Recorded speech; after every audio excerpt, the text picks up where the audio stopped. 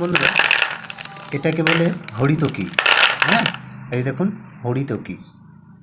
এই যে এটা রোজ যদি আপনি একটা করে খেতে পারেন, ঠিক আছে, এটা রোজ একটা করে খেতে হবে। কীভাবে খেতে হবে?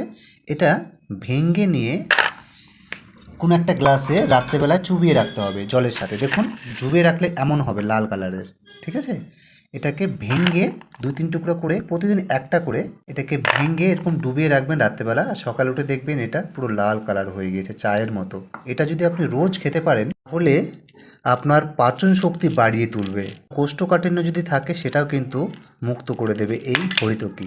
রোজ একটা করে খাবেন এবং এটা আমাদের পুরো শরীরটাকে ডিটক্সিফিকেশন করে, আমাদের ইমিউন সিস্টেমটাকে আরও বাড়িয়ে তোলে। ওভারঅল এই হরিতকি যদি রোজ একটা করে খেতে পারেন তাহলে আপনার পুরো শরীরের ইমিউনিটি পাওয়ারটা আরও বুস্ট হবে। আপনার পেটের যদি কোনো রকম সমস্যা থাকে সেটাও কিন্তু নিরাময় হবে। পুরো শরীরের বিষাক্ত বজ্র পদার্থ সব মলমূত্রের মাধ্যমে বের করে দিতে সাহায্য করবে এই হরিতকি, ঠিক আছে। রোজ একটা করে খাওয়ার চেষ্টা করবেন ঠিক এমনভাবে।